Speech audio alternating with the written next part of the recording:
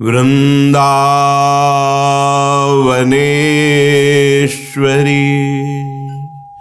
तवैव पदारविन्दम्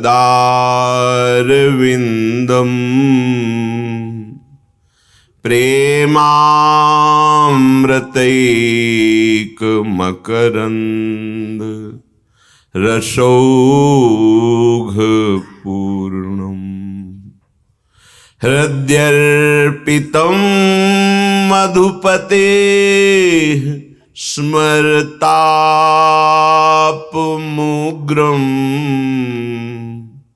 निर्वापयत् परमो शीतलमाश्रयामि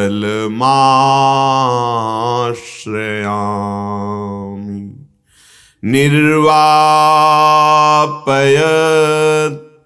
परम शीतलमाश्रयामि।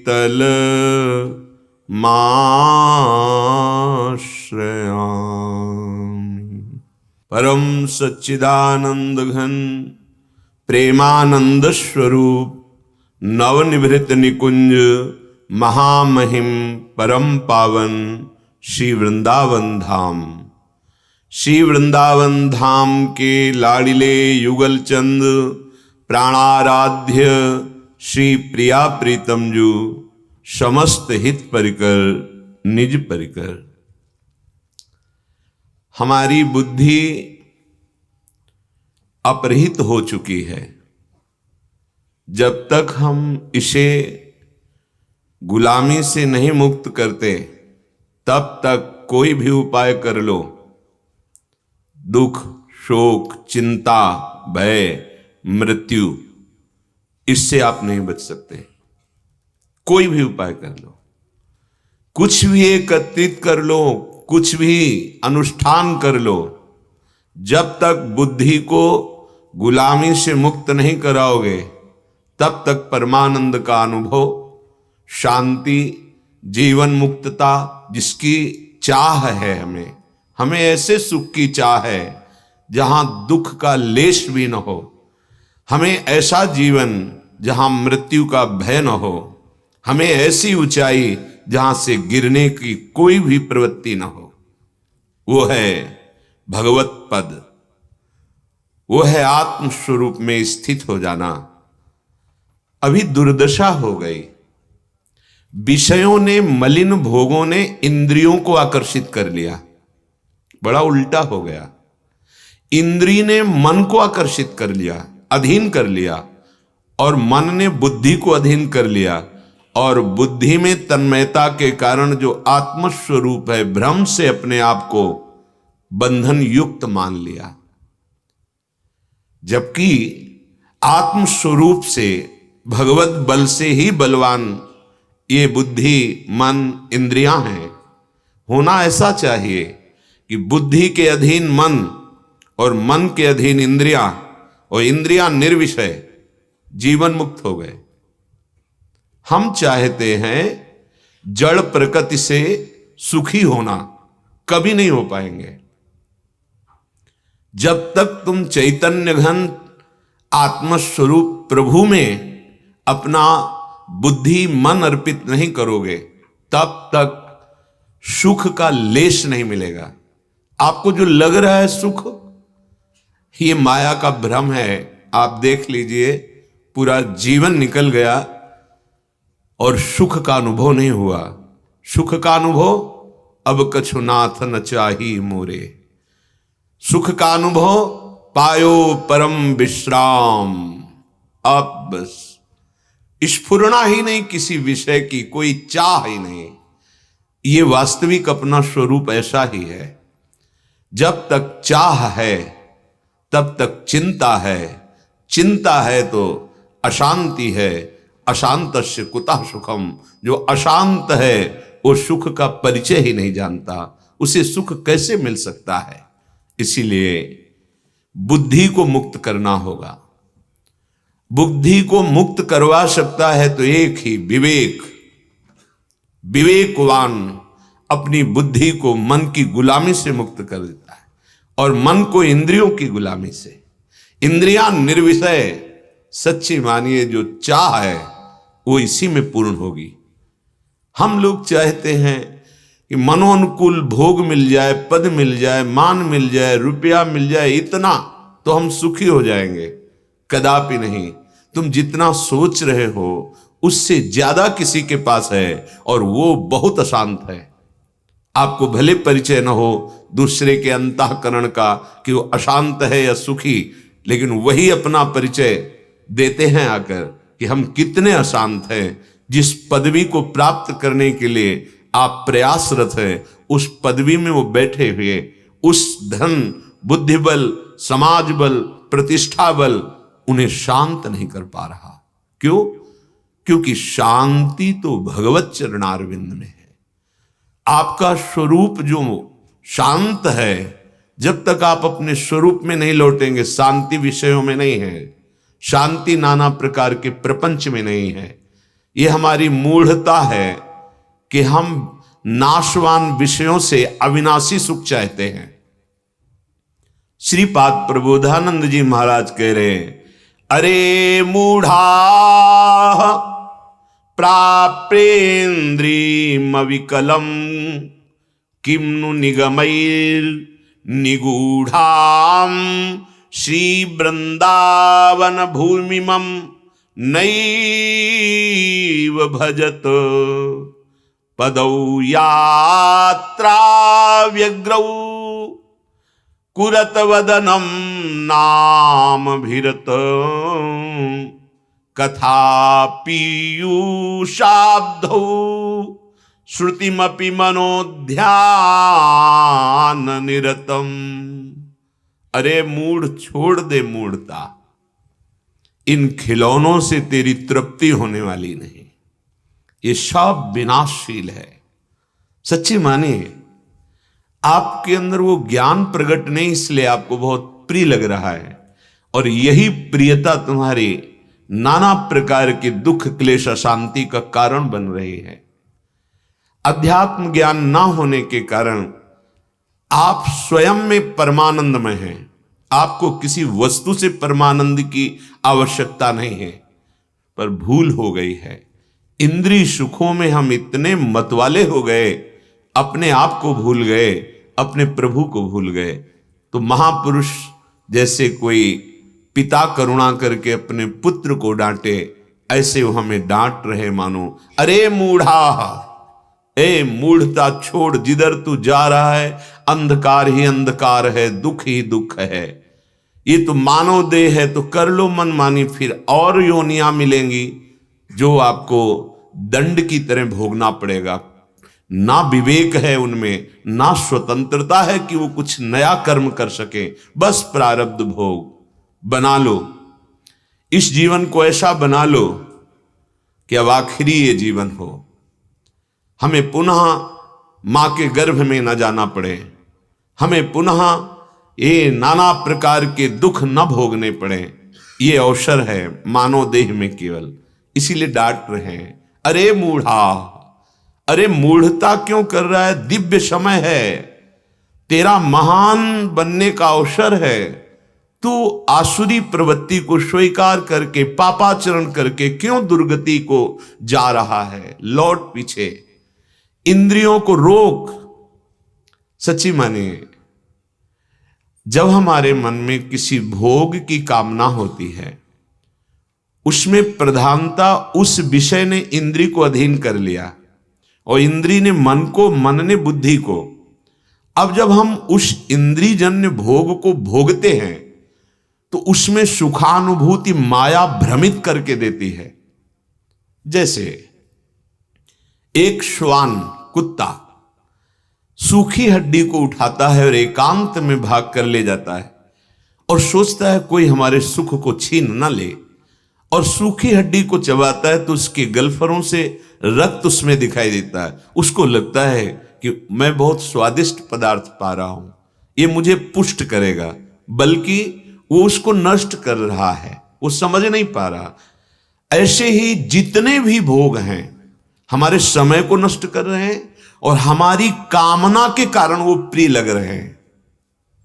सब भोग आपको नहीं प्रिय लगेंगे, जिसमें आपका मन बुद्धि राजी हो गया वही अच्छा लगेगा आपको। और आपको अच्छा लगने के कारण उसमें सुख मिल रहा है, सच्ची मानिए ये मूढ़ता के कारण। अगर ये मूढ़ता हट जाए अभी तो आप ब्रह्म भुवनान लोकान पुनरावर्तिनो अर्जुन, यहां तिनके से लेकर ब्रह्मलोक तक ये सब परिवर्तनशील है। तो ब्रह्मादिक के भोग सब विषम लागत है। आप मृत्यु लोक की भोगों की बात क्या, आपके हृदय में इतना अपार सुख है, बाहर बिल्कुल आप चाहे जितना दौड़ लें, चाहे जितना आप एकत्रित कर लें भोग, कभी सुखी नहीं हो सकते। ये बात मान लीजिए आप। भगवान और भगवत प्राप्त महात्मा जो कह रहे हैं वो आपके सुख के लिए कह रहे हैं, नहीं तो सबके प्रति भगवत दृष्टि रखने वाले महापुरुष कह रहे हैं, अरे मूढ़ा प्रापेंद्रिय मविकलम किम्नु निगमैर निगूढ़ाम श्री वृंदावनम। अपनी इंद्रियों से तुम क्या भोग रहे हो, कहां भोग रहे हो? सावधान। देखो प्रभु इतने कृपालु हैं, जैसे छोटा बच्चा बिरझ जाए कि मुझे अब ये खिलौना चाहिए, तो माता पिता प्रयास करके उसकी उस कामना को पूर्ण करते, चल खेल।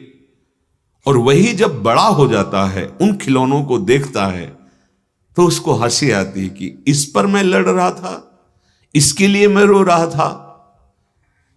ऐसे ही, बिल्कुल ऐसे ही जब आपका ज्ञान प्रकाशित होगा तो जितने खेलों में आप खेल रहे हैं आपको हंसी आएगी कि कहां मैं भ्रमित हो रहा था अपने स्वरूपानंद भगवदानंद को छोड़ करके। ये इंद्रियां मिली है भगवत रसास्वादन के लिए।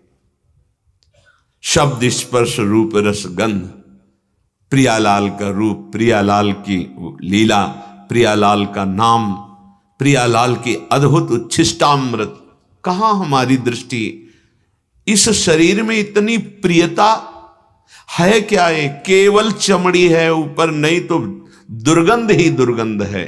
थोड़ी देर विचार करके देखो, आप इस चमड़ी को बहुत सजा रहे हैं, अगर ये चमड़ी हट जाए तो अंदर है क्या? आप विचार करके, जितने द्वार हैं, जुकाम हो जाता है यहां से नाक बहती, रात्रि में सो के उठो यहां कीचड़ निकलता है आंख से, आप खखार के थूक के देखो क्या है, कुछ भी खाओ उल्टी करके देखो क्या बना देता है कुछ मिनट में। और नीचे के द्वारों तक नरक के द्वार हैं, क्या है? मलमूत्र का भांड शरीर, और तुम सच्चिदानंद भगवदंश, और इतनी प्रियता, यही दुर्गति का कारण हो गया है।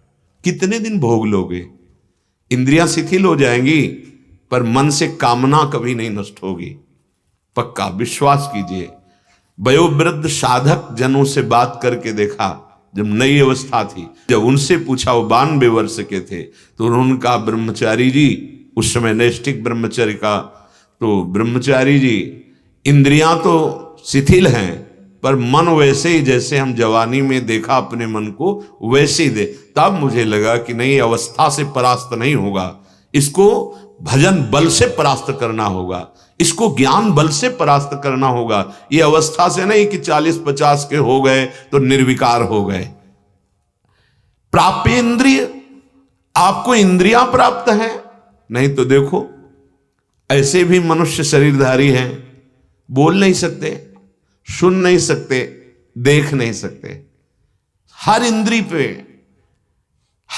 पे कर्म ऐसा लागू, चल नहीं सकते, हाथ नहीं है, कैसे दंड मिलते। मनुष्य शरीर में ही देख लीजिए, आपको तो स्वस्थ भगवान शरीर दिए हैं, आपकी नेत्र इंद्रिय, श्रवणेन्द्रिय है, वाक इंद्रिय, काम बना लो। कह रहे प्रापेंद्रिय मविकलम, अब विकल मत हो भोगों के लिए, भोगों पर विजय प्राप्त करने के लिए सहज युक्ति आपको बता दे। सहज युक्ति, जब आपके मन में कोई भी भोग विकलता हो, उस समय आपका नाम बहुत रफ्तार से चलना चाहिए, उसको अवसर नहीं मिलना चाहिए। और ये विचार करो कि आया है बस जा रहा है, हम नहीं कह रहे, भगवान कह रहे हैं, आगमा पाइनो अनित्य, वो नाशवान वृत्ति आई, चाहे काम की हो, क्रोध की हो, लोभ की हो, मोह की हो, अहंकार की हो, मत्सर की हो, आप टूटिएगा नहीं, हिम्मत रखिए। हिम्मत आपको देगा राधा नाम, राधा राधा राधा। और जिस समय वो आपको एकदम डुबो रहा है, अपने एक रंग में रंग रहा है, अब विकल है आपके, अब ये मिलना ही चाहिए, उस समय सोचो बस गया गया, और आप कुछ क्षण में देखेंगे वृत्ति पलट गई। इसीलिए भगवान ने कहा तास तितिक्षस्व भारत, उस समय तू सहनशील बन जा, टूट मत, व्यथित मत हो, जीत जाओगे। एक बार आपको ये युक्ति अगर विजय प्रदान कर दी तो हर बार लड़ने के लिए वो इतने पावर से नहीं आएगा, इतना बल युक्त नहीं आएगा कोई भी विकार। धीरे धीरे आप देखेंगे कि जैसे पहले आक्रमण होता था अब वैसे नहीं हो रहा, फिर स्फुरण होगा, फिर धीरे धीरे स्फुरण भी शांत। जहां मन काम रहित हुआ, कामना रहित हुआ, आपके हृदय में इतना आनंद भरा है कि देवराज इंद्र और ब्रह्मा का पद भी ऐसे ही लगता है, कुछ नहीं, न पारमेष्ठम न महेंद्र धिष्णम। ये केवल प्रवचन नहीं है, आनंद की उमगन ऐसी आएगी। ये आपके सहजानंद का बाधक काम है, कामना है। काम कामना वासना मनते करी अति दूर, लड़ना पड़ेगा। हम पहले अपने में काम मान लेते हैं, इसलिए हम लड़ नहीं पाते। अपने में कभी काम आ ही नहीं सकता।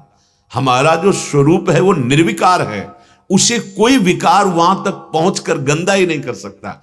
हुआ क्या, भूल से हमने विकारी अंतःकरण को, विकारी शरीर को अपना मान लिया। अब वो आपको परास्त करके रौंदेगा, फिर हृदय वही जलेगा जिस हृदय ने तुम्हें गिराया है, जिस मन ने गिराया वही तुम्हें जलाएगा। कब तक जलोगे? थोड़ा समझो। प्रापेंद्री मविकलम, तुम विकल मत हो, थोड़ा सहनशील बनो। और देखो, वेद जिसे नेति नेति कहते हैं वो परम रस वृंदावन में विराजमान है, श्री श्यामा श्याम। निगम आगम जिसे नेति नेति कहते हैं, इतना ही नहीं, वह परम तत्व, वह परम रस यहां खेल रहा है।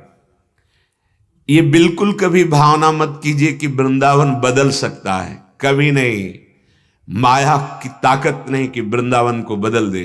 हमारे नेत्रों में का दोष है, ये नेत्र मायाकृत हैं, ये इनमें पर्दा चढ़ा है 3 गुणों का, सतोगुण, रजोगुण, तमोगुण।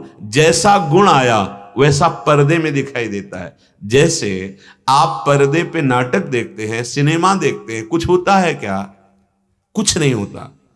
पीछे से जो रंग भरा, चित्रण भरा, वो फोकस प्रकाश आता है, वही प्रकाश पर्दे में चित्र को दिखाने लगता है। और हम ऐसे आसक्त हो जाते हैं उस पर्दे के झूठे दृश्य में कि पैसा देते हैं और खूब आनंदित भी होते हैं, खूब अपना मन प्रफुल्लित हो जाता है। कितने हमारे अज्ञान की धरा है, झूठे पे झूठा, संसार झूठा, उसमें भी बिल्कुल वो झूठा नाटक।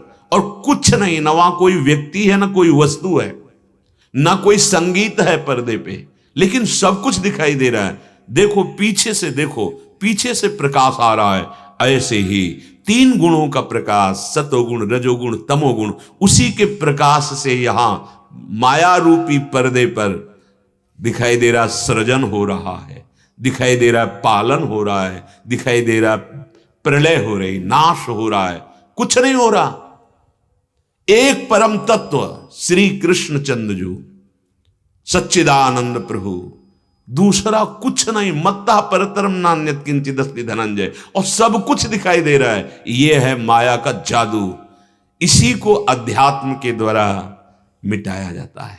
तो क्यों अपनी इंद्रियों से पापाचरण कर रहे हो? अरे मूढ़, बहुत पछतावा होगा। कोई एक भी कर्म ऐसा नहीं है जो तुम्हारे पीछे न पड़ जाए। आप जो भी कर्म कर रहे हैं, समझ रहे हैं कि कोई उसका हिसाब किताब नहीं। 1 सेकंड का कर्म भी तुम्हारे सर पर सवार रहेगा, और जिस समय दंड देने का काल आएगा, अवसर आएगा, उसी समय वो आपको नष्ट कर देगा। फिर लगता है मैंने तो कोई गलती की नहीं, ऐसा दंड क्यों मिल रहा है? वो समय का इंतजार करता है कर्म। अच्छा कर्म सुख देगा, बचा लेगा, बुरा कर्म दुख देगा, मिटा देगा। क्यों आप विकल होकर पापाचरण करते हैं? ये आपकी मूढ़ता है, संयम में हो जाइए। कैसे हो संयम में, हमें पता ही नहीं संयम में। बोले आ जाओ, परम करुणा में श्री वृंदावन धाम है। निगूढ़ाम श्री वृंदावन भूमि मीमाम नयु भजत, ये चिदानंद होकर भी भूमि में प्रकाशित है। ब्रज 84 कोश में ये भूमि पर जैसी हरिवंश विपिन भूतल पर संतत अविचल जोरी, यही प्रिया प्रीतम है, अभी है, इसी क्षण है। पर्दा पड़ा है नेत्रों में, जहां ये पर्दा गुरु कृपा से हटा, ये सब नहीं, बिल्डिंगें नहीं, वो दृश्य कुछ और होगा। तो है मान करके चलते हैं, है, वो है, ये है शब्द साक्षात भगवान है, वृंदावन है, प्रिया प्रीतम है। आप किसी को कहे नहीं तो आगे बोलना पड़ेगा है, वो है, ये नहीं है, वहां भी है, वही ब्रह्म है, वही परमात्मा है। कुछ भी बोलो, कहीं भी बोलो, जहां स्थापना होगी नहीं की, वही है, ये है वृंदावन। आ जाओ वृंदावन। तो क्या करेगा वृंदावन? बोले आपको रसिकों का संग देगा। ये बड़ा दुर्लभ सौभाग्य है जिसके जीवन में भगवत प्रेमी महात्मा का प्रवेश हो गया, अपनापन, उसका अंतिम जन्म समझो। भगवान जिसका परम मंगल करना चाहते हैं उसे साधु समागम प्रदान करते हैं। जहां साधु समागम मिला, देखो कह रहे हैं पदौ यात्रा वृग्रौ कुरुत वदनम नाम अभिरतम। साधु समाज जहां आपको मिली, समागम मिला, तो पहला काम होगा नाम में प्रीति करवाना। संतों का प्रताप होता है। देखो दूर से आप नाम उच्चारण करने लगोगे संतों को देख के, बिल्कुल आपको ज्यादा श्रद्धा नहीं, कोई संत निकले राधे राधे बाबा, या जो भी भगवान नाम आपकी जिह्वा से निकलेगा, भगवान नाम, भले उपहास के लिए बाबा राधे राधे, क्या अमृत में नाम निकला देख के ही। जब हमें संत समागम मिलता है तो नाम भिरतम, नाम में रति होने लगती। बहुत दुर्लभ बात है प्रभु के नाम में विश्वास हो जाना।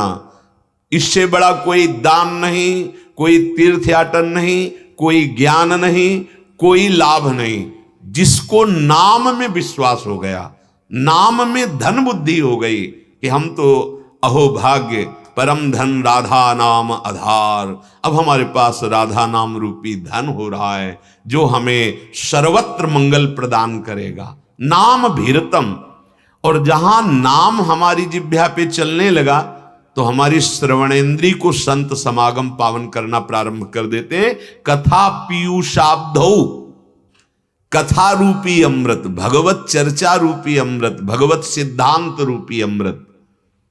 आप विश्वास मानना, जीवन का जीवन बीत जाता है और यह निर्णय नहीं हो पाता कि मेरा मार्ग क्या है। बड़ा आश्चर्य लगता है, तब लगता है गुरु कृपा ही केवलम। शास्त्रों का इतना ज्ञान और अभी तक निर्णय नहीं हो पाया कि मेरा लक्ष्य क्या है, तब लगता है कि भगवान की विशिष्ट कृपा होती है, तब गुरुदेव मिलते हैं और गुरुदेव की अहेतु की कृपा होती है तो भगवान मिल जाते हैं पक्का। नहीं तो इतना भूल भुलैया के मार्ग हैं कि ये चलूं कि ये चलूं कि ये चलूं, और ऐसा सोचते सोचते पूरा जीवन व्यतीत हो जाता है। जहां हमें एक सदगुरुदेव की प्राप्ति होती तो ये बात खत्म हो जाती कि मुझे किधर चलना है, फिर पक्का हो जाता है कि मुझे इधर चलना है। इतना हो जाना मानो बहुत बड़ी साधना हो गई। बहुत ध्यान से सुनना, ये हम बहुत खास बात बता रहे हैं। आपके हृदय में साधन के विषय में संशय नहीं होना चाहिए और साध्य का पूर्ण निश्चय हो जाना चाहिए। जितनी जल्दी कर लोगे उतनी ही यात्रा पूरी हो जाएगी। हमारा साधन क्या है? राधा राधा राधा। असाधन नहीं करना, पापाचरण नहीं करेंगे। हमारा साधन है निरंतर नाम जपना और कानों से भगवत चर्चा सुनना। लक्ष्य क्या है? श्री श्यामा श्याम की प्राप्ति। हमारे आराध्य देव श्यामा श्याम, अब निराकार है, साकार है, ब्रह्म है, जीव है, क्या है वो खुद बताएंगे। सोई जाने जे देहु जनाई, आप निश्चिंत हो जाओ, वो हृदय में आके बैठ के बता जाएंगे आपको पूरा का पूरा अपना महान वैभव, महान प्रेम, महान ज्ञान, सब उन्हीं के समझाने से समझ आती है। ये पढ़ने लिखने से समझ नहीं आती। जब स्वयं प्रभु हृदय में प्रकाशित होकर बोध कराते हैं, फिर वो विशुद्ध ज्ञान होता है। वो पढ़ाई लिखाई का नहीं होता, वो भगवत प्रदत्त ज्ञान होता है। भगवान दृष्टि प्रदान कर देते हैं, भगवत दृष्टि। जब वृंदावन की कृपा होती है तो रसिकों का संग मिलता है, जब रसिकों की कृपा होती है तो नाम में रति होती है और भगवत लीला सुनने को मिलता है। भगवत लीला कर्णरंध्र से जाकर हृदय को निर्विषय करती है। श्रुतिमपि मनोध्यान निरतम, अब नाम जप और भगवत लीला रसिक संग के प्रभाव से निरंतर ध्यान बनने लगा प्रिया प्रीतम का। आ गई लक्ष्य की वृत्ति, आ गई उठते बैठते चलते फिरते प्रिया प्रीतम की झांकी उसके मानस पटल पर विराजमान है। पिय मूर्ति नैनन बसय तेहि रस रहाय समाय, आराध्य देव उसके नेत्रों में बस गए।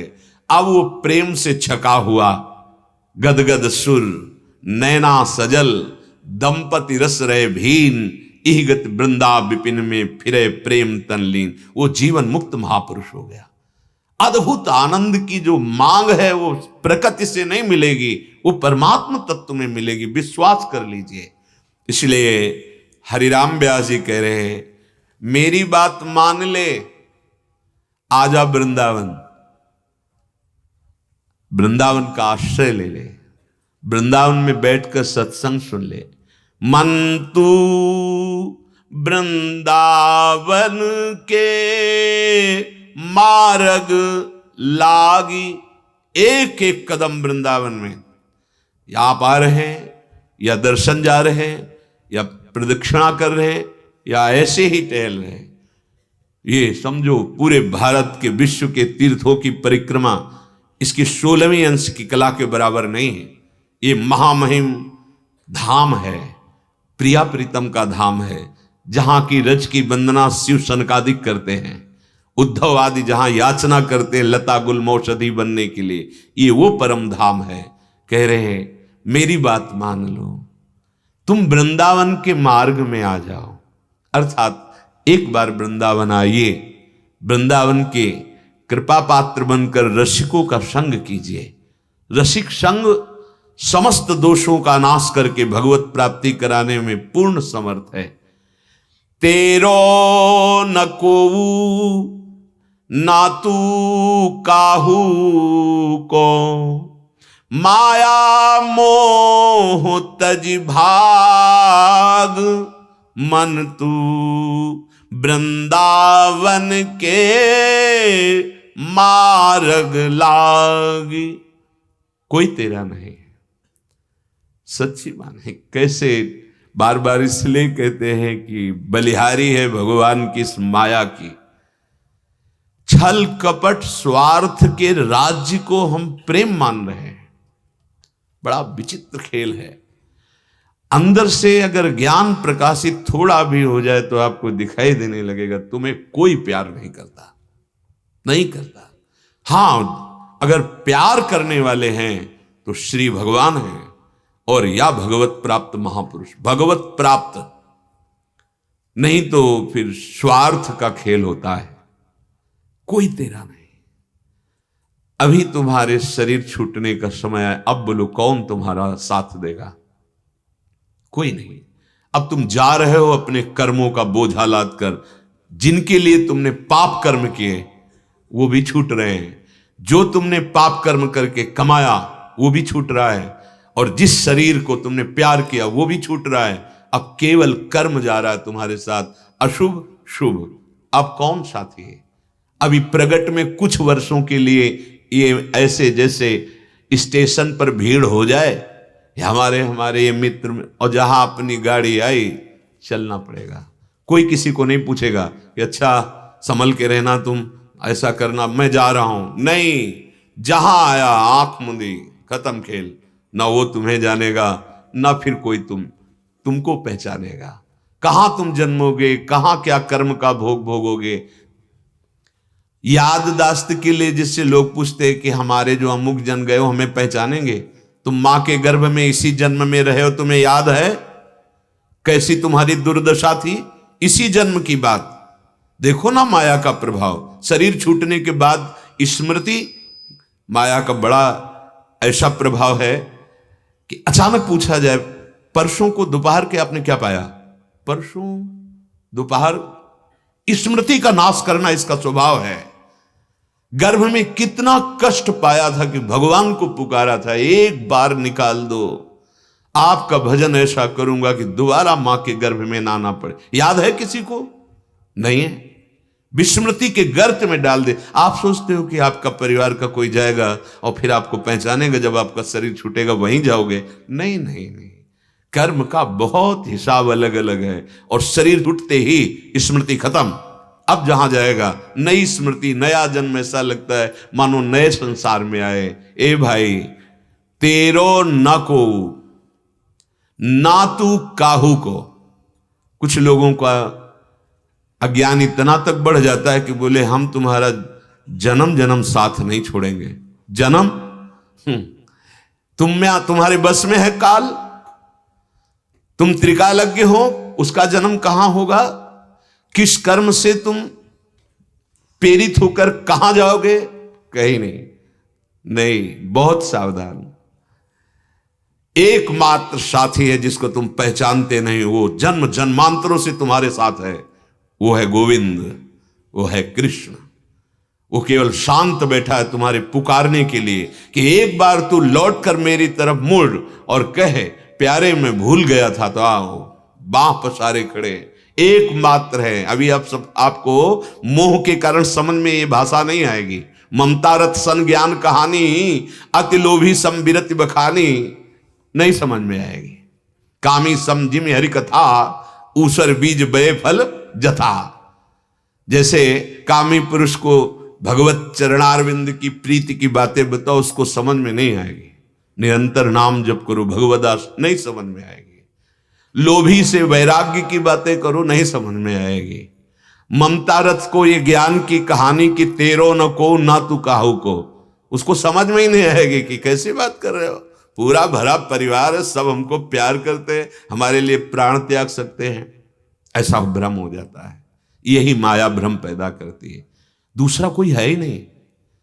ये घड़े तुम्हें दिखाई दे रहे, सूर्य एक ही चमक रहा है, वही है श्री कृष्ण तुम्हारा परम प्यारा प्रिय, और उसको तुम पहचानते नहीं हो। और उसका स्वभाव है, एक बार तुम मुड़ कर देखो, सन्मुख होए जीव मोई जवहीं, जन्म कोट यज्ञ नाशों तक। करोड़ों जन्मों के पाप नष्ट करके गले लगा लेते हैं, ऐसा प्यारा कोई नहीं मिलेगा। एक बार सबसे प्यार करके अनंत जन्मों में देख लिया, मेरे श्री कृष्ण से प्यार करके देखो। एक बार अगर जीवन को इनके चरणों में अर्पित कर दो, बस एक बार, पूरे जीवन की बागडोरे संभाल लेते हैं हम। नामे भक्ता प्रणश्यति, जिसने अपना जीवन मेरे हवाले कर दिया उसका पतन नहीं हो सकता। श्री भगवान सत्य सच्चिदानंद हैं, उनके वचन कभी मिथ्या नहीं हो सकते। तेरो न को, ये अनुभव हो जाना बहुत ऊंचाई की बात आ जाती है। तेरो न को ना तू काहू को। समय है अभी, इसलिए समझ में नहीं आएगा। जब समय समझाएगा तो आप समझ नहीं रह जाएगी, तभी मन पछते है अवसर बीते। जब संन्यास मार्ग में थे तो पीछे से कमरे से एक आवाज है, ए बाबा हमसे बात कर लो। तो खिड़की की तरफ गए तो बड़ा दुर्गंध आ रही थी कमरे से, और शरीर में सड़न ऐसे सब। तो हाँ आप क्या कहें, हमारे तो होश उड़ गए, उनका वो दर्द। और वो बोले कोई हमसे बात नहीं करता, बाहर से दरवाजा बंद है, मैं निकल नहीं सकता, बस ऐसे हाथ जुड़ा, हम क्या कर सकते हैं, भिक्षुक हैं। चिंतन बना कि ओहो जीवन भर इसने इन्हीं लोगों के लिए कमाया होगा, आज इससे कोई बात नहीं कर रहा क्योंकि कर्म का फल आ गया। अब मनाते हैं फिर घर वाले कि भगवान उठा ले। जब तक तुम्हारा शरीर किसी के स्वार्थ लायक है प्यारे, तभी तक तुमको प्यार शब्द से बांधा जाएगा। और जिस दिन तुम्हारा शरीर किसी के स्वार्थ लायक नहीं होगा तो प्यार शब्द मिलेगा नहीं। उस समय प्यार देने वाला सिर्फ एक है, वो श्री कृष्ण। मान लीजिए, देखा है, वास्तविक जब तक ज्ञान नहीं तब तक आपको लगता है मुझे बहुत सम्मान मिल रहा है, बहुत प्यार। कुछ नहीं, माया का ऐसा खेल है। और जब तक इसमें श्री कृष्ण हैं और इस शरीर से स्वार्थ की पूर्ति होती है तब तक प्यार नहीं, इसको जला दिया जाएगा, किसी काम का ये नहीं है। विश्वास करो, माया केवल तुम्हारे समय को नष्ट कर रही है। वो बड़े प्रवीण हैं जो राधा राधा कहकर अपने समय का सदुपयोग कर रहे हैं, पापाचरण नहीं कर रहे। तेरो न को ना तू काहू को, ऐसी प्रबल भगवान की माया। इछावर, ये फतेहपुर जिले की तरफ, उधर से गली से निकल रहे थे, एक महल बना हुआ था, वहां से एक वृद्ध भागते हुए आए। स्वामी जी रुक गए, बोले बहुत दुखी हूं, कोई उपाय बताइए, हृदय जल रहा है, बहुत दुखी हूं। तो कहे घर आपका है? हाँ। इतना बढ़िया घर हो, आप दुखी हो? बोले नहीं, 4 लड़के भी है। तो हम कहा फिर दुखी क्यों हो आप? तो जिसके पुत्र हैं ऐसा है भाई, कोई ऐसा हो कि व्यवस्थाएं ना हो, आपको क्या? बोले वो अपनी बातें बताने। तो बस उस समय नई अवस्था में हम ये अनुभव वृत्ति रखना चाहते हैं कि संसार का कोई भी पदार्थ, कोई भी व्यक्ति बिना भगवान की शरण में हुए सुखी नहीं हो सकता। इसका प्रमाण जगह जगह जगह। तो उनसे कहा अब वृद्ध शरीर है तो अब भजन में तो मन नहीं लगता। तो हम कहा फिर भोगना पड़ेगा, ये संसार का स्वरूप। वृद्ध हैं, सब कमाया है, अब उनको न प्रियता मिल रही, न सम्मान मिल रहा, न सुविधा मिल रही, तो बैठे बैठे जल रहे कि ये संपत्ति मेरी, ये बेटे मेरे। क्या हुआ? पूरा जीवन बर्बाद कर दिया। मन और इंद्रियों को ममता, मोह, आसक्ति, कामना, राग में फंसाकर अब शांति कैसे? अब तो चलने का समय आ रहा है और है नहीं तुम्हारे पास खर्चा। परम धन नाम ये खर्चा नहीं है, भगवद आसक्ति नहीं, भगवान से परिचय नहीं बना तो अब घबरा रहे हो क्योंकि मृत्यु का समय आ रहा है। महापुरुष जन जो कह रहे मानो, तेरो न को ना तू काहू को, माया मोह तज भाग। कहां भागना है? भगवत धाम, भगवत नाम, भगवत रूप, भगवत लीला। भले आप लाखों कोस दूर हो, यदि नाम रूप लीला धाम का आश्रय ले लिया तो माया तुम्हें दुर्गति के मार्ग में घसीट नहीं पाएगी। बहुत बल है नाम में, धाम में, भगवत रूप में, भगवत लीला में। अब प्रायः ज्ञान की थोड़ी बातें पढ़ ली जाती हैं और तर्क किया जाता है भगवान के प्रति। कई बार सत्संग में कहा है, अरे भाई श्री सुखदेव जी जैसा कोई महापुरुष, अद्वितीय महापुरुष, मां के गर्भ से नाल छेदन भी नहीं करवाया और महाराज चल पड़े, लौट कर नहीं देखा मां कैसी, और पिता कौन है? श्री कृष्ण द्वैपायन भगवान व्यासदेव जी। और वो पीछे से पुकार रहे, बेटा बेटा, पुत्री तन्मय तया तरवो भिने दुस तम सर्वभूत हृदय मुनिमान तोस्मि यम प्रव्रजेत मनुपेत मपेत कृत्यम द्वैपायनो विरह कातर आजुहाओ पुत्रेति तन्मय तया। तन्मय होकर पुकार रहे, हा पुत्र, एक बार मुड़कर नहीं देखा। और ऐसी तन्मयता ब्रह्म में कि वृक्षों से निकल रहा है, सुकोहम सुकोहम सुकोहम। वही महापुरुष ध्यानस्थ मुद्रा में ब्रह्माकार वृत्ति। और भगवान व्यास देव जी ने देखा कि ऐसा ही वीतराग परमहंस श्री कृष्ण लीला गायन का और श्री कृष्ण लीला रसास्वादन का विस्तार कर सकता है, पर ये तो निरपेक्ष है, ब्रह्माकार वृत्ति। तो अपने शिष्यों से कहा, एक श्लोक जाके इनके कर्ण रंध्रों में पहुंचाओ। बरहा पीडम नटवर वपुः कर्णयो कर्णिकारम विभ्रदवासा कनक कपिसम वैजयंतीम चमालाम। ये श्लोक सुनते ही आस वो शब्द कान में गए, श्री कृष्ण रूप माधुरी झलकी। महाराज जो पुकारने पर पीछे नहीं मुड़े थे वो पहुंच गए, 18,000 श्लोक कंठस्थ किए। ये है श्री कृष्ण रूप माधुरी।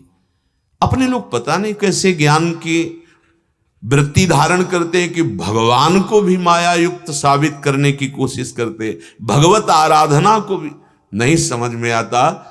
विशुद्ध ज्ञान जब जागृत होगा तो पता चलेगा कि ज्ञानियों के परम गुरु भगवान शंकर, और आप उनको देखो कैसे भगवान नाम में, कैसी भगवत लीला में उनकी रुचि है।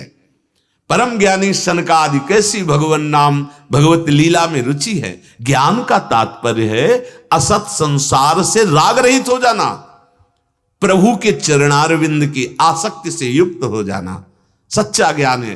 गोस्वामी जी कहते हो जो कुजो ज्ञान अज्ञानो, जहां नहीं राम प्रेम प्रधानो। बड़ा विचित्र, बच के चलो, श्रवणेन्द्री को बचा लो। ऐसे शब्द सुनने को ना मिले जिनमें भगवान नाम में अरुचि हो जाए, भगवत रूप में, भगवत लीला में, भगवत धाम में। अगर ये अरुचि हो गई तो ये कलिकाल मलायतन मन कर देख विचार। कलयुग ऐसी बुद्धि को अपवित्र किए रहता है कि बात ही नहीं बन पाती।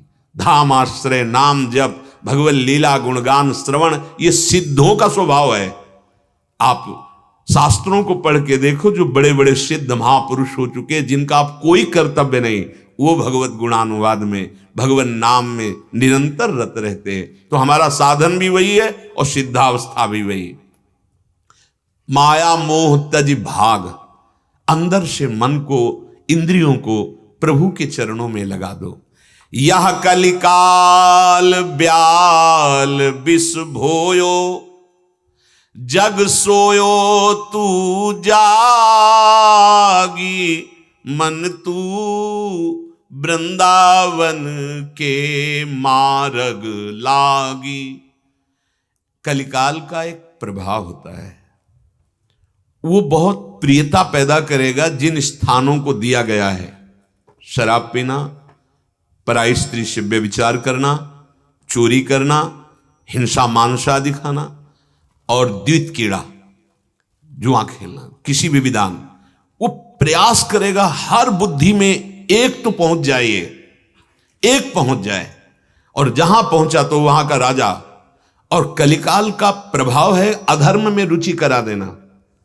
अगर कोई बचा सकता है तो एकमात्र नाम भगवान का। अगर नाम चल रहा है तो कल के जितने भी चाल हैं, कुचाल हैं, उस नाम जापक के ऊपर प्रभाव नहीं डाल पाते। जिते विनायक शुभ अशुभ, विघ्न करे नहीं कोई, विघ्न करे नहीं कोई, डरे कलिकाल कष्ट भय, हरे सकल संताप, हरसि हरि नाम जपत जय। राधा राधा हरि हरि, कृष्ण कृष्ण राम राम। जो नाम आपको प्रिय लगे, जो गुरुदेव ने दिया है, ये नाम आपको बचा लेगा। कलयुग के द्वारा जो बुद्धि भ्रष्ट की जाती है, उससे आप बचा ले। उससे बच गए तो पापाचरण से बच जाओगे, पापाचरण से बच गए तो बुद्धि पवित्र हो जाएगी। पवित्र बुद्धि सुख ही सुख प्रदान करती है। बाहर से अगर पूर्व दुख आया है, बुद्धि पवित्र है, तो विचार के द्वारा हम दुख से बच जाते हैं। दुख है पर हमारी बुद्धि विचार प्रियालाल में लग गया तो दुख किसको भोगना है? ये जड़ शरीर है, भोगने वाला तो प्रभु में लग गया मन बुद्धि। अब आनंद ही आनंद है। या कलिकाल ब्याल विष भोयो, मानो कलयुग रूपी सर्प सबको डस करके, शराब पीना, व्यभिचार कराना, मांस खाना, जुआ खेलना, हिंसा करना, चोरी करना, ये इसमें लगा रहा है। देख लो अंदर की प्रवृत्ति, अंदर देखो आप, आपका प्रवाह मन बुद्धि का, इंद्रियों का किधर है? इन्हीं में ढूंढो। ये सब स्थूल रूप से वर्णन कर रहे हैं, सूक्ष्म रूप से एक एक में हजार हजार लाख लाख वृत्तियां फैल रही हैं। हृदय को छान के देखो क्या भरा हुआ है, कूड़ा करकट।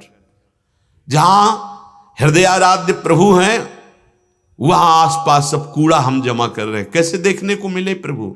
हटाओ ये कूड़ा, नहीं हट रहा हमसे तो नाम भगवान का स्मरण करो, वो इतने सामर्थ्यशाली हैं, तुम्हारे हृदय को पावन कर देंगे।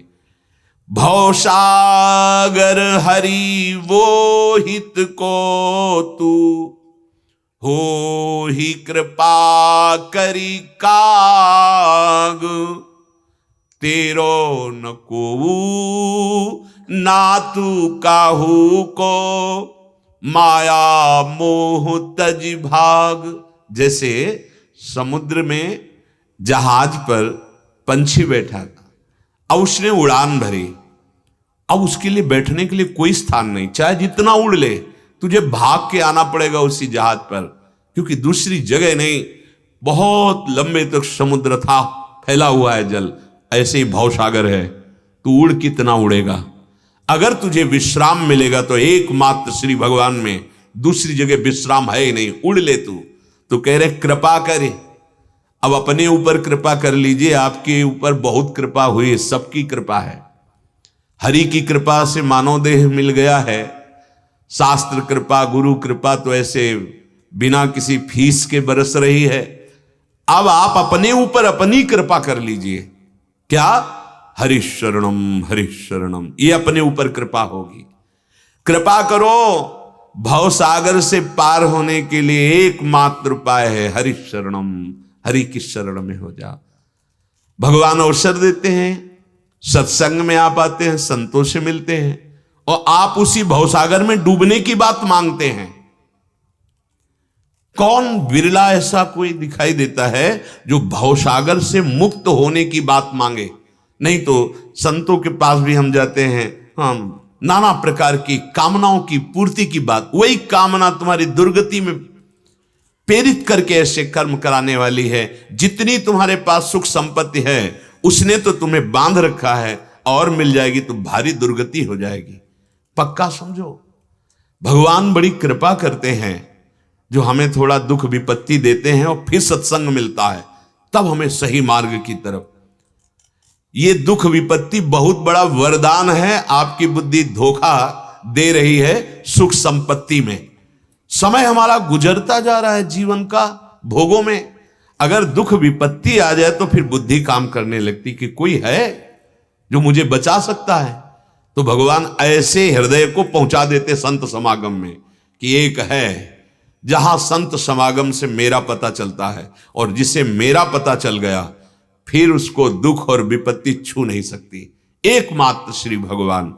जैसे जहाज का पक्षी उड़कर कितना भी बल दिखाए, आना उसे जहाज में ही पड़ेगा विश्राम के लिए। इसीलिए ध्रुवदास जी कह रहे हैं, जो चाहत है नित्य सुख। नित्य सुख का मतलब जहां कभी दुख का अनुभव न हो। जो चाहत है नित्य सुख, अरु मन को विश्राम, कि अब मन शांति पा गया, अब मन विश्राम पा गया।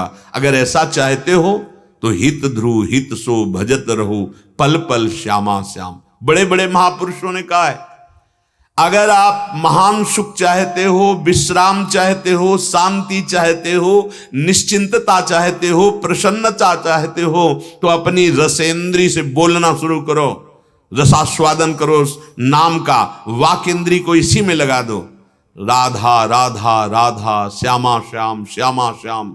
मान लीजिए प्रार्थना, निहाल हो जाओगे, बहुत बड़ा बल मिलेगा तुम्हें। किसी से आशीर्वाद मांगने की जरूरत नहीं पड़ेगी, आप में खुद आशीर्वाद देने की सामर्थ्य आ जाएगी। ये कब तक गिघियाते रहोगे? भगवान के अंश हो, अविनाशी हो, अब भोगों के लिए, नाना प्रकार की वृत्तियों के लिए इतने कमजोर हो गए कि हम उदास हैं, चिंतित हैं, दुखी हैं, कोई सहयोग कर दे। अरे तू खुद सामर्थ्यशाली, जाग तो। कब तक सोता रहेगा, मोह निद्रा में स्वप्न देखता रहेगा नानात्व का? वृंदावन करुणा में बड़ा बढ़िया हमें संयोग दे दिया है, ऐसी उपासना दे दी, ऐसी दिनचर्या दे दी। हरिराम व्यास जी कह रहे हैं, अब चिंता मत करो, जैसा सत्संग में सुन रहे हो, अगर थोड़ा भी धारण करोगे तो इस मानव जीवन का परम लाभ निश्चित प्राप्त हो जाएगा। भगवान अर्जुन जी को उपदेश कर रहे हैं, चाहे जितने शास्त्रों का अवगाहन किया जाए, सबका सार एक ही निकलता है, इंद्री मन बुद्धि, इसको भगवान में लगा दो।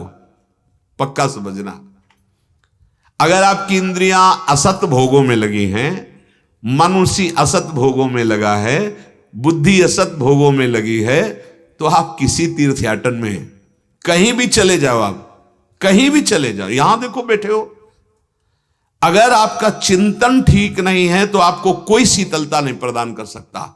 यह खास बात पकड़ो, आप इस बात से बलवान बनिए। हम बार बार प्रार्थना करते हैं, कोई भी अनुष्ठान बाहर का, कोई भी बाहर की वस्तु, कोई मान लो राख है, जंतुर है, कलावा है, ये वस्तुएं हैं, ये तुम्हारे हृदय को शीतल नहीं कर सकती। हृदय शीतल होगा चिंतन से। आपका यदि चिंतन सही नहीं है, बहुत बड़ी चूक हो जाएगी, जीवन व्यर्थ चला जाएगा। चिंतन अगर ठीक हो जाए तो किसी इंद्री की ताकत नहीं कि हमें भोग में फंसा सके। हमारा चिंतन गलत हो गया। भगवान कहते हैं अधिष्ठाय मनश्चायम विषयानुपसेवते। तुम्हारे अंदर सामर्थ्य है, तुम इंद्रिय और मन को रोक सकते हो। ये मत सोचना कि हम इंद्रिय और मन को नहीं रोक पाएंगे। आपके अंदर सामर्थ्य है, एक बार रोक के तो देखिए, वो जलाएगा, सह के देखिए, अगली बार वो हारने की स्थिति में आ जाएगा, तुम जीत जाओगे। पर हम पहले ही हार जाते हैं, हम नहीं रह पाएंगे, हमारा मन हमको जला रहा है, हमको ये भोग चाहिए, वस्तु चाहिए, ये चाहिए चाहिए चाहिए। बहुत जीवन इसी चाह में गए। इंद्री जैसे श्रवणेंद्रिय है, अब मन अगर हमारा प्रभु में लगा हुआ है तो ये श्रवणेंद्रिय सुनेगी नहीं सुनेगी।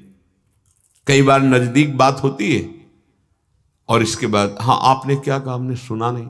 बोले बैठे तो यहीं थे, वो नहीं, मन कहीं और था। मन अगर कहीं और है तो इंद्रिय अपना काम नहीं कर पाएगी। अब देखिए बुद्धि यदि कहीं और लगी है तो मन और इंद्रियां दोनों काम नहीं कर पाएंगे। बुद्धि भैया भगवान ने इसीलिए कहा मय्ये वो मन आदस्व मई बुद्धि निवेश, मेरे में लगा दो। एक उदाहरण देते हैं कि अगर श्रवणेंद्रिय मतलब इस तरह हर इंद्रियां हैं पर मन कहीं और लग गया तो इंद्रिय की ताकत नहीं को विषय का अनुभव करा दे।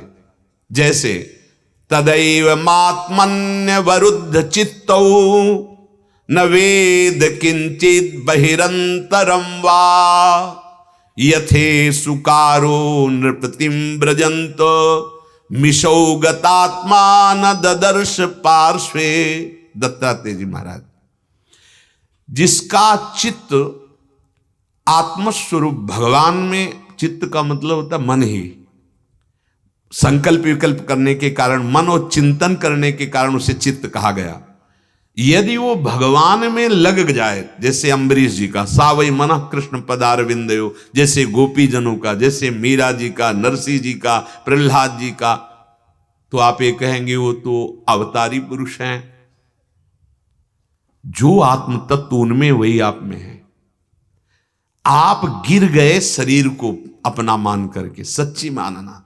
जैसे एक व्यक्ति, कई बार उदाहरण दिया, इसको अच्छे से समझो। बेचारा रिक्शा खरीदता है, रिक्शा चलाता है, अब उसको जहां को ए रिक्शा खड़ा हो गया। क्यों? क्योंकि वो रिक्शा चालक तदात्म भाव को प्राप्त है रिक्शा में, तो रिक्शा संबोधन बोलते ही जड़ वस्तु रिक्शा का वो अपने में आरोप करके खड़ा हो जाता है जी। अब वो पैसा कमा करके टैक्सी खरीदता है, ए टैक्सी। अब वो टैक्सी में तन्मयता करने के कारण अब उसे कोई ए रिक्शा नहीं खड़ा होगा, क्योंकि उसने टैक्सी में तन्मयता कर ली। ऐसे ही तत्व वही है जो मीरा जी में है, तत्व वही जो नरसिंह मेहता में है, तत्व वही जो प्रहलाद जी में, इतना भी फर्क नहीं है, सब में समान भाव से व्याप्त तत्व है। अंतर ये हो गया कि जैसे वो रिक्शा में तन्मयता किया तो अपने को रिक्शा, टैक्सी में तो टैक्सी, ऐसे ही जिस शरीर को हम प्राप्त होते हैं उसी में तन्मयता, तो हम सोचते हैं शरीर के अनुसार विषय भोगों में सुख है।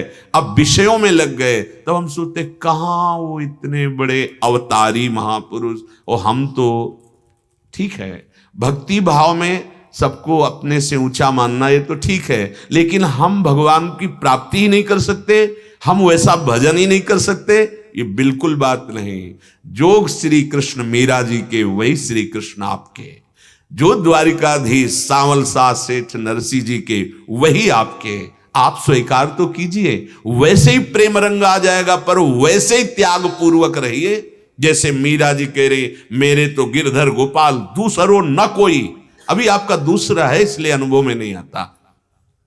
जब मन प्रभु में, आत्म तत्व में स्थित हो जाता है तो इंद्रियों की ताकत ही नहीं कि बाहर किसी विषय का अनुभव करा सके। बोले कैसे? तो दत्तात्रेय जी के मैंने देखा था एक कारीगर मार्ग में, राजमार्ग में किनारे पे बैठा हुआ बाण को सीधा नोक बना रहा था, और वो इतना तन्मय होकर नोक बना रहा था कि राजा की सवारी दल बल के साथ वहां से निकल गई। बाण बनाने वाले की कर्णेंद्री ठीक थी, बहरा नहीं था, शब्द का उसे बोध था, पर मन उसका बाण बनाने में था। इसलिए राजकर्मचारी आया और पूछा कि महाराज की सवारी कितनी दूर गई? तुम कहा कब?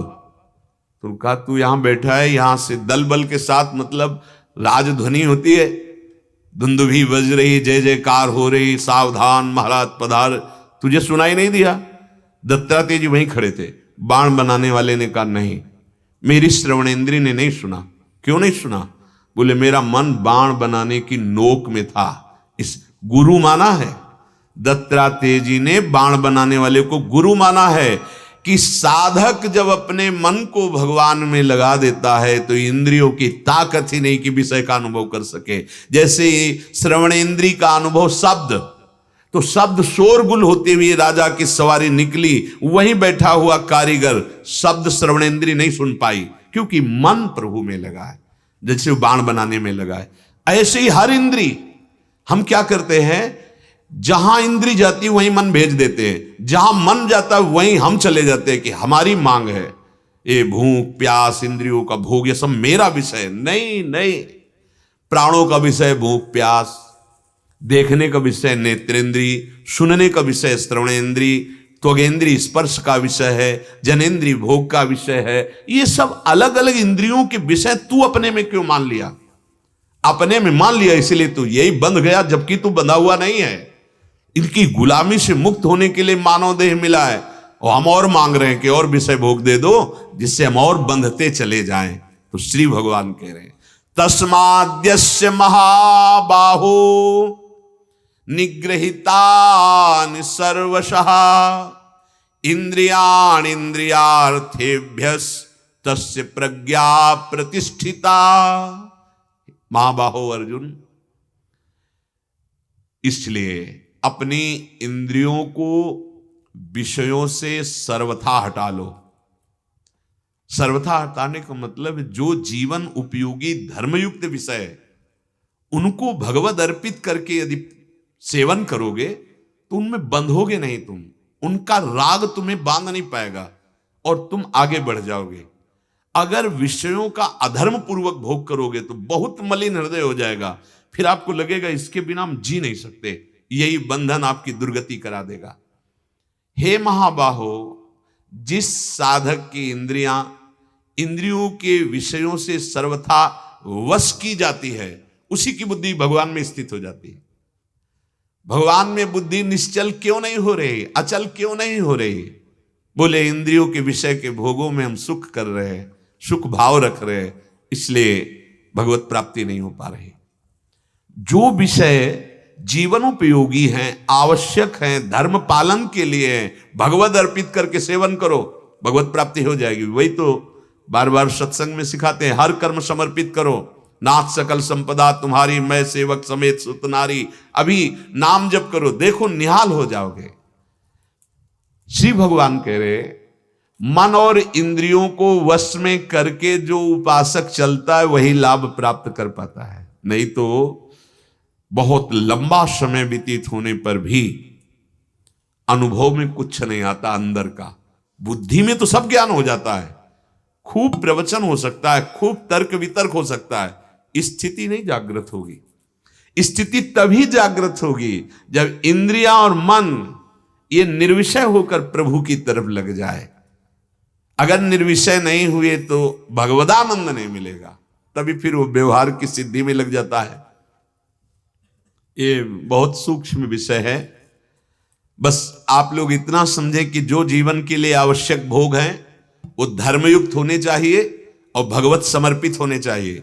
आगे का कार्य अपने आप आपके ज्ञान प्रकाशित हो जाएगा। जब कोई धर्म से चलता है तो भगवत प्रदत्त उसमें विवेक जागृत होता है। जब अधर्म से चलता है तो अविवेक बढ़ता है और उसका नाश करा देता है।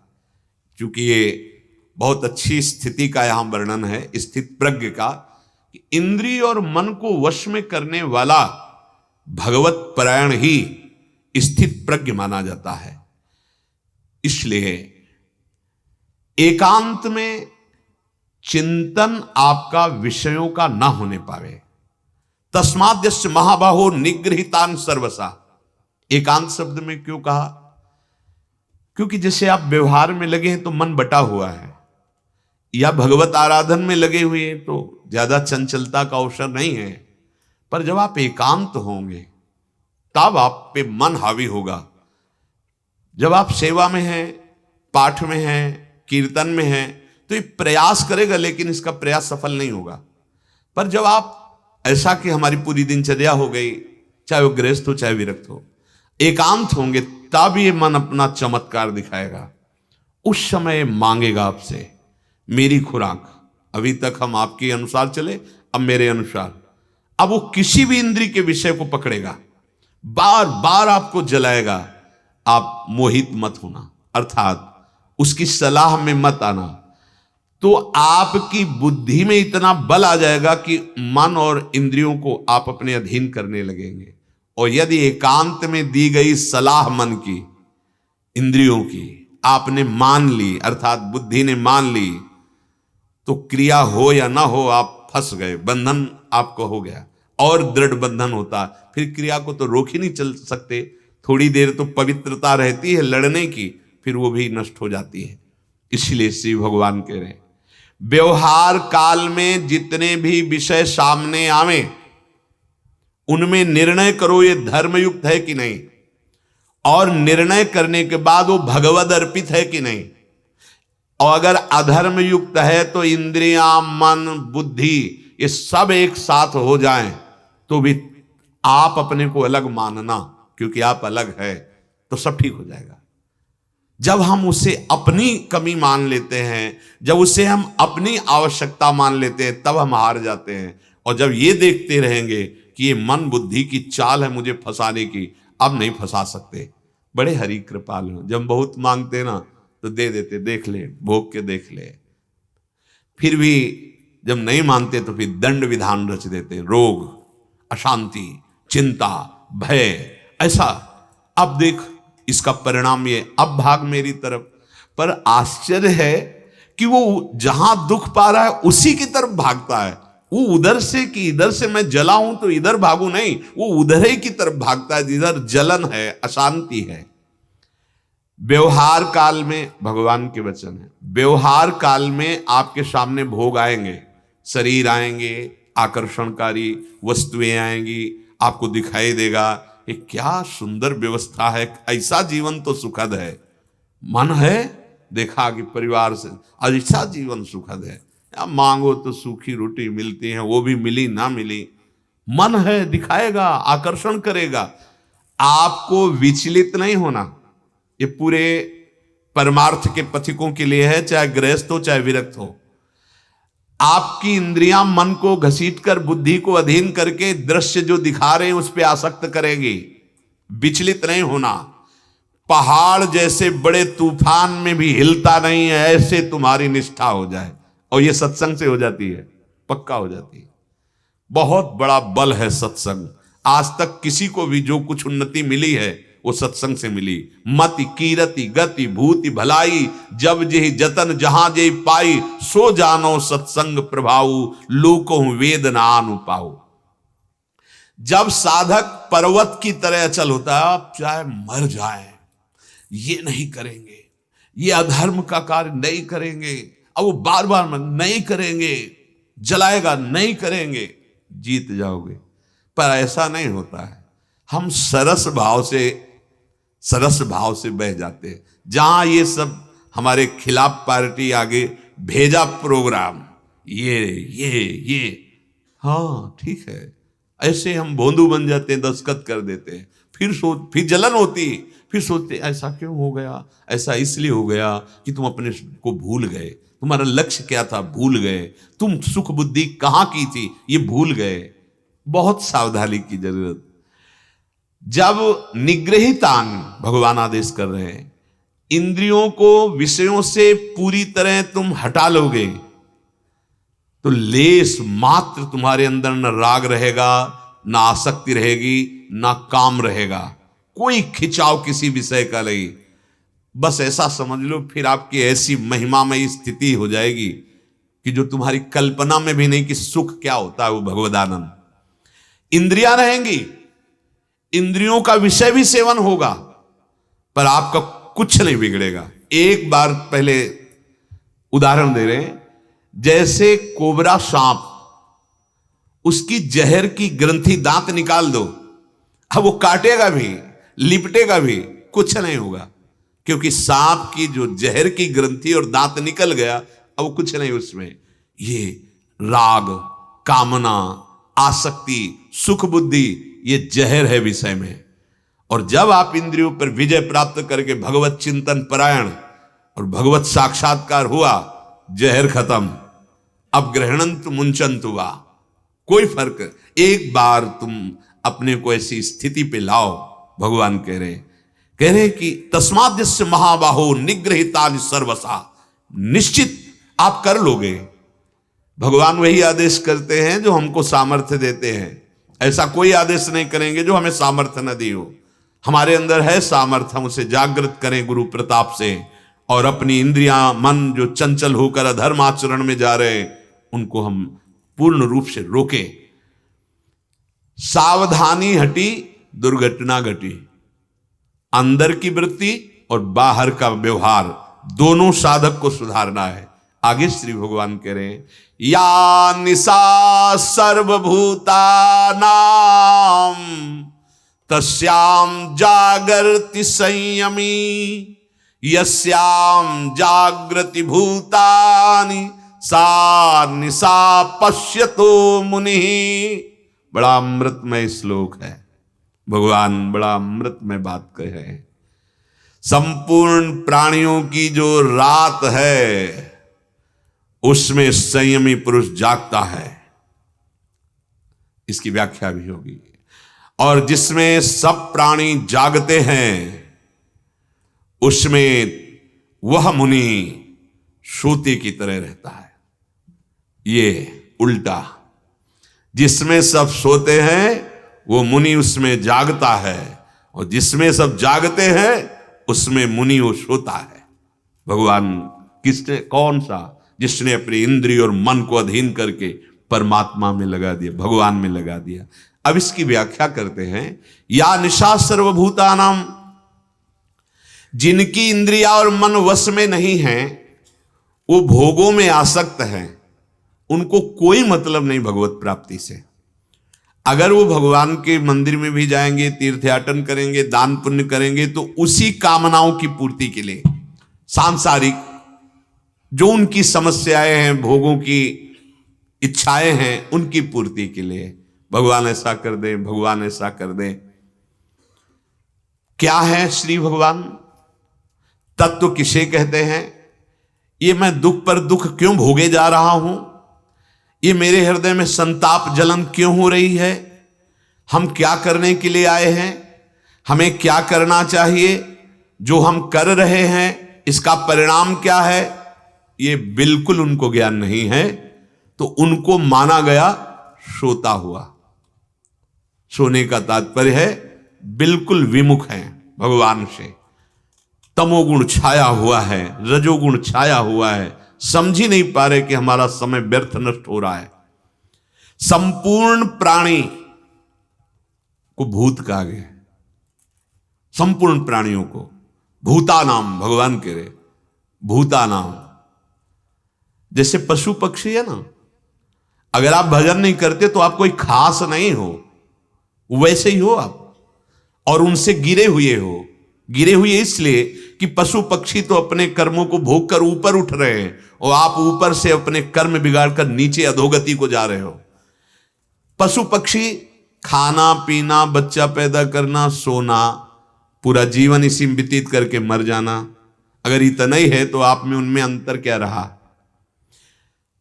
दिन भर खूब कमाए भोग सामग्री और भोगे, और फिर सोए, फिर कमाए, फिर खाए, भोगे, फिर सोए। यही जीवन है। ये तो जीने का तरीका है। आप जी किसके लिए रहे हो? कमाने के लिए। कमा किसके लिए रहे हो? भोगने के लिए। भोगों का क्या फल है? बार बार वही तृष्णा, बार बार वही कामना। आपके जीवन का लक्ष्य क्या बना? कुछ नहीं। तो फिर पशु पक्षी में और आप में क्या अंतर रहा? फिर क्या दुर्लभो मानुषो देहो। ऐसे जो रात दिन केवल कमाना, खाना, भोगना, सुख, आराम, मनोरंजन, धन जमा करना, ये है रात, अज्ञान, अंधकार। इसमें प्रभु से विमुख हैं वो। हमें नाम जप करना है, हमें ये जानना है कि मैं कौन हूं, मुझे ये समझना है कि मैं यहां क्यों भेजा गया हूं, मैं क्यों फंसा हूं, मैं क्यों दुख भोग रहा हूं।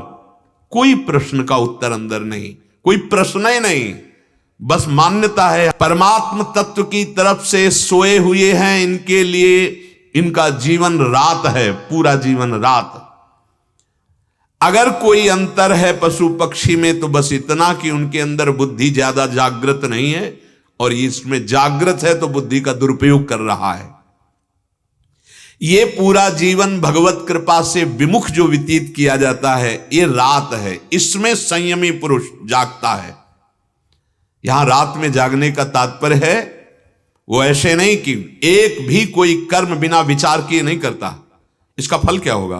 ये शास्त्र प्रमाणित है कि नहीं है? नहीं। मेरा उद्देश्य क्या है? मैं ऐसा क्यों करूंगा? नहीं नहीं, मुझे नहीं करना। वो विवेक में जागृत है और वो अज्ञान में सोया हुआ है। तस्याम जागृत संयमी। जो साधक है वो जागता है, जो भगवत विमुख है वो सोता है। किसमें? मोह निशा सब सोवनिहारा, देखे स्वप्न अनेक प्रकार। ये स्वप्न की तरह है,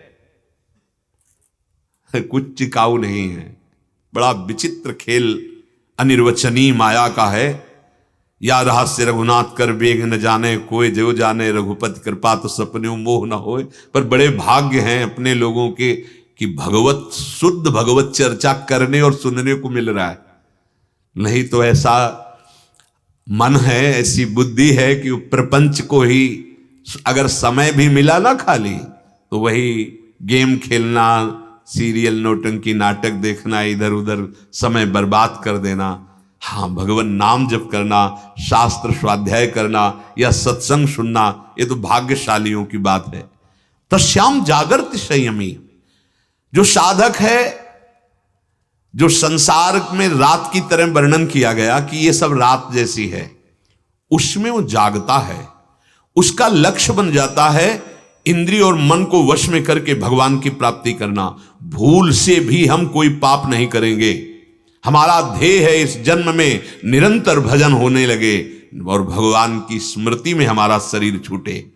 संसार के भोगों में रत होकर के जो लगे हुए हैं वो मानो रात में सो रहे हैं, और जो संसार में ही रहकर अपने कर्तव्य का पालन करते हुए नाम जप कर रहे हैं और लक्ष्य है मुझे भगवत प्राप्ति करनी है, वो जाग रहे हैं। वो संयमी मानो जाग रहे हैं। सा निशा पश्यतो मुने।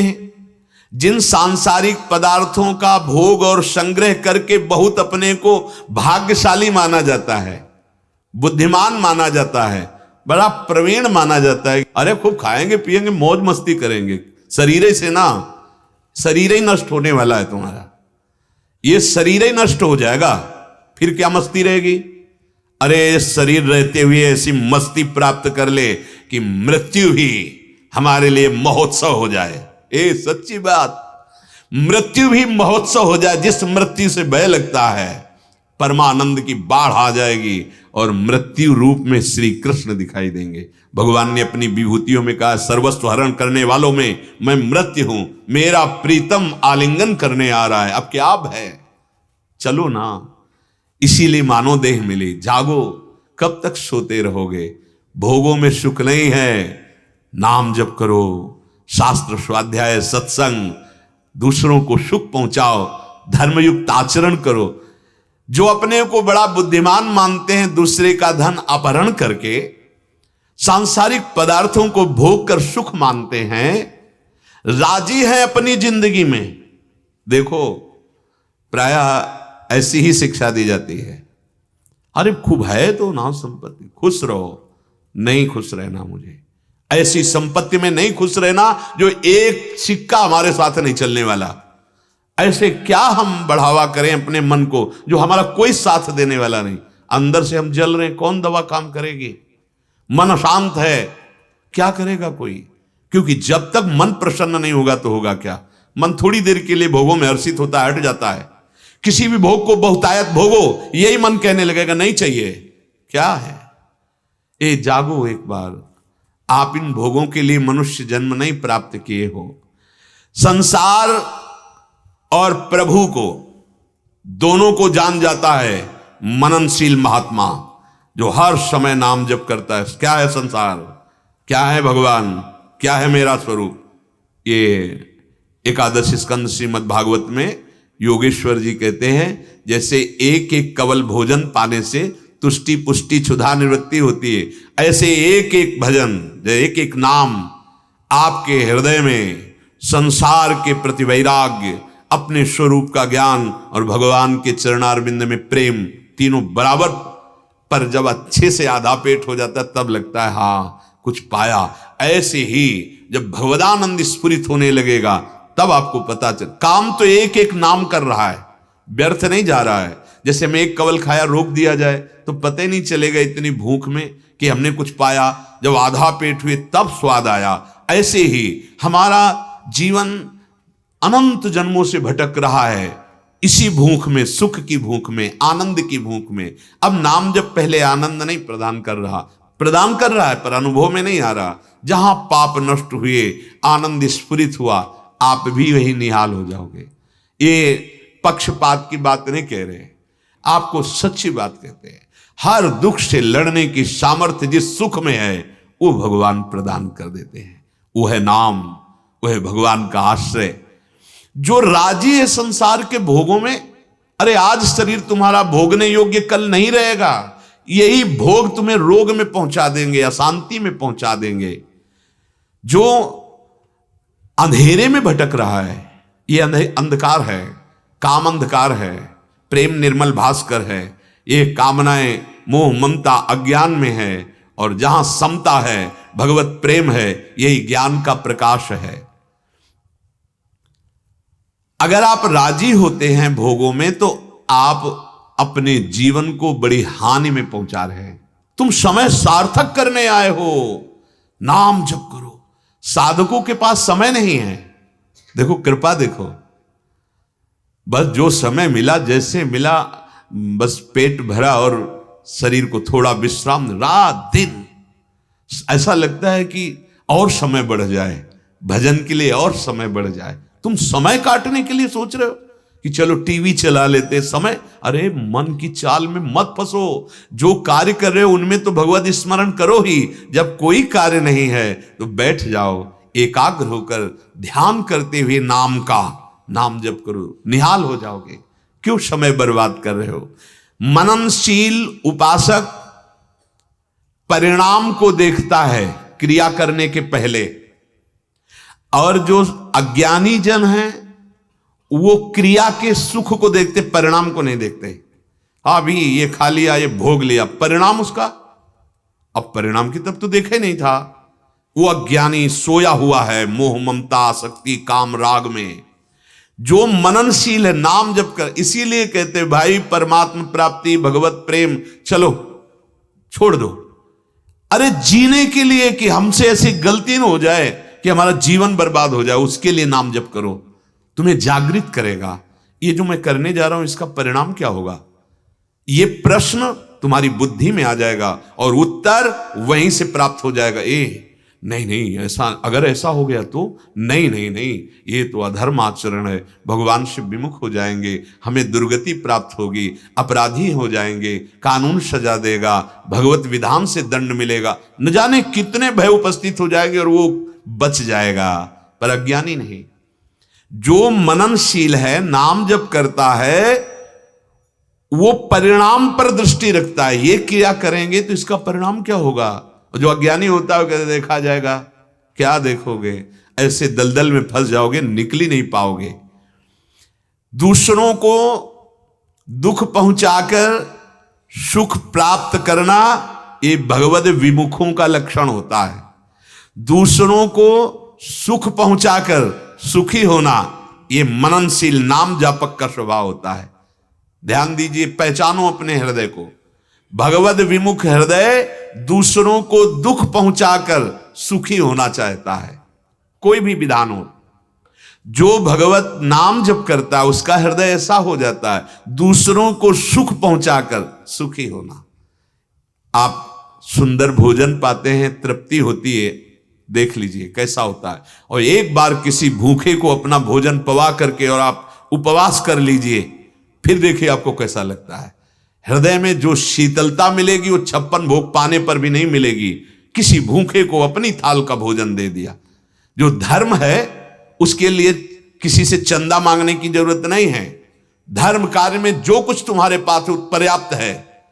अगर 4 रोटी हैं आपके पास और आपने देखा कि 4 लोग भूखे हैं, एक एक दे दिया, और आज भगवान ने मुझे बहुत बढ़िया अवसर दिया सेवा का, और आप भूखे रह गए, तो आप देखना जीवन भर चाहे जितने स्वादिष्ट पदार्थ पाओ, जो हृदय में शीतलता नहीं होगी वो आ जाएगी। दूसरों को सुख देकर स्वयं सुखी होना ये नाम जापक का स्वभाव होता है। दूसरों को दुख देकर स्वयं सुखी होने की भावना करना ये भगवत विमुखों का स्वभाव होता है। मननशील संयमी मनुष्य संसार के जितने भी भोग हैं उनकी तरफ से वो रात की तरह, जैसे रात में सोए हुए आनंदित हो रहे ना, तो वो उस रात में जाग करके मननशील महात्मा उन भोगों के चिंतन से अपने को बचाता है। और जिनमें महात्मा का तात्पर्य किसी भेद से यहां संबोधन नहीं है, उद्देश्य से संबोधन है। भगवत प्राप्ति, मेरा परम कल्याण, और नाम जप, दूसरों को सुख पहुंचाना, यही भगवत प्राप्ति का बिल्कुल दिव्य मार्ग। वो मननशील महात्मा दिन में जैसे सब भोग संग्रह में लगे हुए हैं, तो सोया हुआ सा रहता है, अर्थात उदासीन। शरीर का प्रारब्ध है, जिस समय इसको रबड़ी रसगुल्ला मिलना है अपने आप हो जाएगा। अगर आपको लगता है मैं कमाऊंगा और खाऊंगा, तो आप ये समझ लो, अगर लिख दिया गया कि अब आगे तुम्हें नहीं खाना, डॉक्टर बोल देगा कि नहीं खाना, अब तुम पूरे जीवन भर वही मूंग की दाल और फुल्का पतले देख रहे हो कि हलवा रबड़ी रसगुल्ला नहीं खा पाओगे। प्रारब्ध खत्म तो खत्म, अब नहीं पाओगे मिठाई। शुगर 500 है, हो गया, नहीं कर, खूब भोग लो, तुम्हें ही आदेश हो जाएगा अंदर से कि ये डरोगे, मिठाई नहीं बहुत शुगर है, नहीं डरोगे। आप निश्चिंत रहिए, इन भोगों में सुख नहीं है, ये भोग कभी तृप्ति नहीं दे सकते। युक्ताहार विहार से, उचित आहार विहार भगवान सबको दिए हैं, सबको दिए, कर्म के अनुसार सबको दिए। तुम भगवत प्राप्ति लक्ष्य बनाओ, ये भोग नहीं। अगर भोग तुम्हारे लक्ष्य होंगे तो जीवन व्यर्थ चला जाएगा, और भगवत प्राप्ति लक्ष्य होगी तो भोग सार्थक हो जाएंगे, भोग भी भजन हो जाएगा। सच्ची माली, भोग भी भजन। ये सुंदर सुंदर भोग बनाए, प्रभु को अर्पित किया, बांटकर प्रसाद पाए, बढ़िया भजन बन गया। अब जैसे गृहस्थ में तो संतानोत्पत्ति क्रिया भी वो भगवान की आज्ञा है, सृष्टि पूरक, वो भी भजन बन जाएगा। अगर आप धर्म से चले तो जो मननशील महात्मा है वो रात में जागने का तात्पर्य संसारिक भोगों की तरफ से उदासीन रहते हैं। यथा लाभ संतोष सदा काहुसु, चाहे वो गृहस्थ हो चाहे विरक्त हो।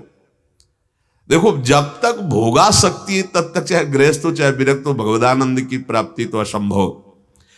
तो अब ये बात बनती है कि फिर उसका जीवन निर्वाह कैसे होगा? भोगों से उदासीन तो जीवन निर्वाह कैसे होगा?